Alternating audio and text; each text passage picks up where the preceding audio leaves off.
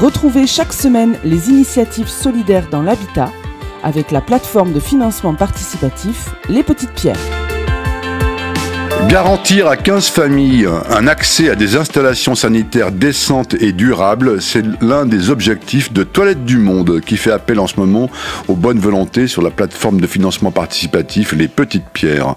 Un projet qui s'inscrit dans les missions de cette structure qui œuvre pour réduire la précarité sanitaire dans le monde. Un enjeu de dignité et de santé fondamentale pour des milliards de gens qui a aussi des conséquences environnementales.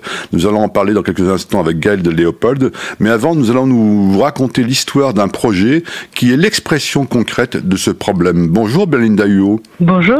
Expliquez-nous la situation de ces familles et notamment de ces 13 enfants qui composent cette caravane familiale installée sur les bords de l'Oise, sur un terrain sans eau ni assainissement.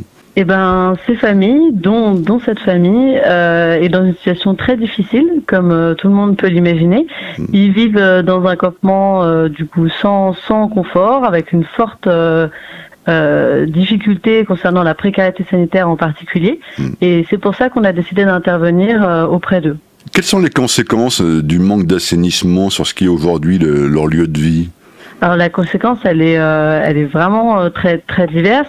Il y a une conséquence tout d'abord sur la santé. Effectivement, quand on va tout simplement aux toilettes et que les matières fécales qu'on rejette ne sont pas hygiénisées, il y a une conséquence des risques de tout ce qui est éléments pathogènes qui peuvent affecter la santé autant des enfants que des adultes. Il y a aussi une conséquence sur les eaux grises, qu'on appelle les eaux usées, qui sont rejetées dans la nature, qui attirent beaucoup de nuisibles. Donc effectivement c'est une atteinte à leur intégrité comme à la santé. Et il y a une conséquence qui est sur la réinsertion sociale et professionnelle de ces personnes qui vivent loin de tout confort et qui ne peuvent pas répondre à leurs besoins sanitaires.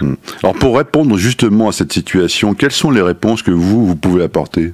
Nous avons dû répondre à cette situation d'abord de manière très rapide, avec des prestataires de toilettes sèches et de moyens d'assainissement. Donc vous avez loué ces toilettes sèches à un privé pour répondre de manière immédiate et temporaire. Exactement, car quand l'association partenaire nous a appelés, ils étaient dans un risque d'expulsion immédiat. Du coup, nous avons dû y répondre tout de suite et après envisager des solutions plus viables avec les habitants, choisies par les habitants. Alors c'est quoi ces solutions viables justement alors ?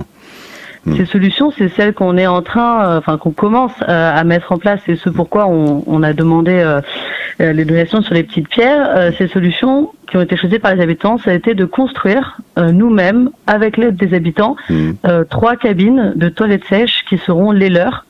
Et qu'on va laisser évidemment sur le campement afin qu'ils puissent se les approprier. Donc si je vous ai bien compris, ce projet est mené en concertation avec ces familles et de manière participative. Comment ça se passe concrètement ? Eh ben concrètement, c'est tout un panel d'outils de l'ingénierie sociale. Je veux dire, ça se passe bien globalement, tel est le sens de ma question, oui. Le côté participatif, comme ça, la concertation, elle s'est bien passée ? Alors ça se passe bien, c'est évident que parfois il y a des difficultés qu'il faut surmonter. Ça se passe bien dans le campement. Ici nous sommes face à un campement qui est familial. Du coup même s'il y a plusieurs familles, il peut y avoir des conflits entre les familles, mais ça reste quand même des familles qui se parlent, qui se comprennent. Donc du coup ça facilite la communication entre nous. Après il y a toujours des familles qui sont plus réticentes au changement, aux solutions à proposer, et c'est là que tout le travail de l'ingénierie et des chargés de projet se met en place par les visites terrain. Mais aujourd'hui on a trouvé des solutions sur les problèmes qui se sont posés avec les familles. Dernière question, qu'est-ce que ça va changer dans la vie de ces familles ? Ça va changer beaucoup de choses, on l'imagine quand même au quotidien. Évidemment, il va y avoir un changement qui va être immédiat. Le fait est d'avoir déjà quand même des structures qui sont les leurs, des structures qui peuvent entretenir, qui peuvent laisser propre, en sachant que ça va leur servir à eux et à leurs enfants. Et il y a un changement qui est plus sur le long terme. Et là, c'est vraiment avec l'association partenaire avec laquelle on est sur la réinsertion, parce qu'on sait que des personnes qui sont dans une situation de précarité sanitaire sont marginalisées par la société. Et aujourd'hui, c'est ce qu'on essaie de combattre avec les solutions mises en place. Voilà, notez que ceux qui veulent soutenir ce projet peuvent encore le faire sur la plateforme Les Petites Pierres. Ça dure jusque quand la campagne? Ça dure encore 50 jours.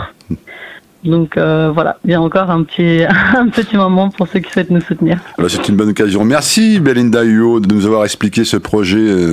Je rappelle qu'il fait actuellement donc l'objet de cette campagne de crowdfunding sur la plateforme de financement participatif Les Petites Pierres, et que nous allons maintenant parler plus globalement des enjeux de la précarité sanitaire avec Gaël Léopold. Bonjour Gaël Léopold, vous êtes directeur de Toilettes du Monde. Alors, 1,2 million de personnes sont actuellement en situation de précarité sanitaire en France. Qu'est-ce qu'on entend exactement par précarité sanitaire ? Alors la précarité sanitaire se définit comme une situation dans laquelle les personnes n'ont pas accès à un assainissement de qualité satisfaisante. C'est-à-dire que les 1,2 million de personnes auxquelles vous faisiez référence, on trouve parmi elles des gens qui habitent dans des squats, qui habitent dans des bidonvilles, les gens du voyage, les sans domicile fixe, et on compte aussi un grand nombre de personnes qui habitent dans des maisons en dur, qui sont sédentarisées, mais ces maisons ne sont pas équipées en eau et en assainissement de façon satisfaisante. Oui, insalubre. On a parlé un peu de la France, donc ce chiffre impressionnant. Qu'est-ce que représente la précarité sanitaire à l'échelle mondiale? À l'échelle du monde, on considère qu'il y a 2,4 milliards de personnes qui n'ont pas accès à un assainissement et à une eau de qualité. Alors que ce soit d'ailleurs au niveau qualitatif ou au niveau quantitatif. Et on considère par exemple, c'est un chiffre beaucoup plus parlant, qu'il y a environ entre 800 et 1000 enfants qui meurent chaque jour de maladies qui sont liées justement à un manque à la fois qualitatif et quantitatif d'eau et d'assainissement. Justement, j'allais vous poser la question fondamentale. Quels sont les enjeux, parce qu'il y a différents enjeux en termes de dignité, de santé, d'environnement. C'est ça, vous avez résumé les trois enjeux, c'est exactement ça. Dans un premier temps, nous on va parler essentiellement de santé et d'environnement. Un mauvais assainissement peut avoir un impact sur l'environnement, que ce soit à travers les nappes phréatiques, les eaux souterraines, et qui seront éventuellement contaminées et qui peuvent ensuite créer des maladies plus loin, en aval. Ça veut dire qu'effectivement, il y a des sources d'eau potable qui sont contaminées par des matières fécales, par exemple, c'est ça Alors ça dépend, nous, Toilettes du Monde, on travaille beaucoup à l'international, donc on se retrouve dans des contextes où effectivement vous allez avoir des latrines qui sont installées à quelques mètres seulement de l'endroit où l'eau est puisée. Ah oui, d'accord. Donc ça ne veut pas dire que forcément il y a pollution, ça dépend du contexte posologique, mais il y a quand même un risque. Mais effectivement il peut y avoir des risques. D'accord. Et donc une majorité des eaux dans ces conditions aussi sont rejetées donc dans la nature sans traitement en fait, quoi. C'est ça. Voilà, alors encore une fois, ça dépend beaucoup des endroits. Le problème que nous, auquel on fait face essentiellement, c'est en situation urbaine. Parce que si vous êtes dans un milieu rural assez vaste et très peu dense, à la rigueur, le rejet des effluents ne va pas... Il y a moins d'impact, d'accord. Voilà. Par contre, on le sait aujourd'hui, plus de la moitié de l'humanité vit en ville, et c'est de façon croissante. Et donc, on se retrouve dans des situations où vous avez de plus en plus de gens qui vivent à proximité les uns des autres, avec très peu d'espace. Et finalement, l'assainissement naturel des eaux ne peut plus se faire. Et là, on se retrouve dans des situations vraiment problématiques. D'accord. Alors, justement, vous proposez-vous des solutions qui passent par de l'ingénierie technique, mais aussi une politique d'ingénierie sociale. Alors, tout d'abord, un mot sur les solutions techniques.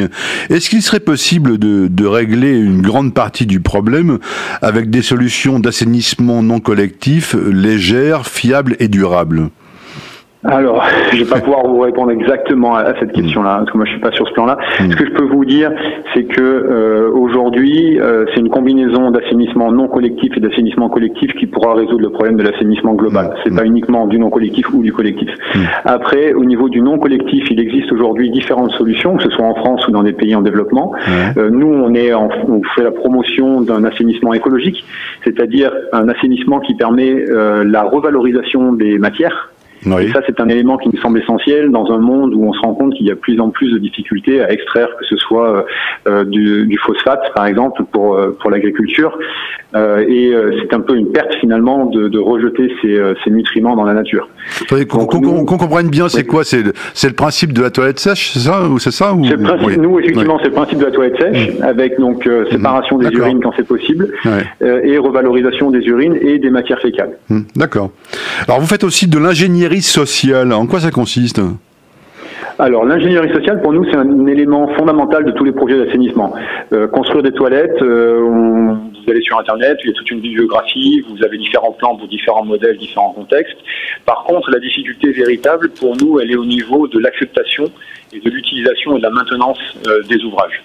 C'est-à-dire que, par exemple, dans certaines situations, on travaille avec des populations qui pratiquent ce que l'on appelle la défécation à l'air libre, qui ne sont donc pas habituées à utiliser des toilettes. Donc il y a tout un travail de sensibilisation à l'hygiène, à l'assainissement, à l'utilisation des ouvrages, et ensuite à leur entretien et à leur maintenance. C'est pas forcément évident pour tout le monde d'utiliser les toilettes telles qu'on les connaît aujourd'hui en Europe. Dernière question, est-ce que vous auriez un exemple dans le monde qui vous aurait marqué?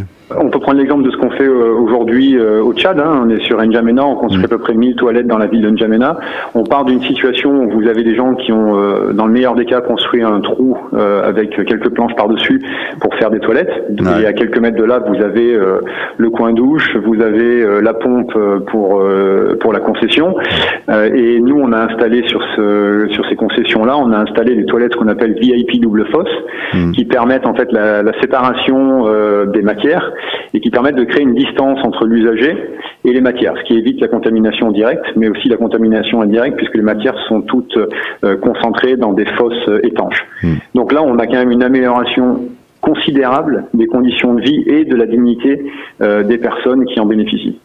Merci Gaël Léopold de nous avoir éclairé sur ce que représentait aujourd'hui en France et dans le monde la précarité sanitaire. C'était les initiatives solidaires dans l'habitat avec la plateforme de financement participatif Les Petites Pierres.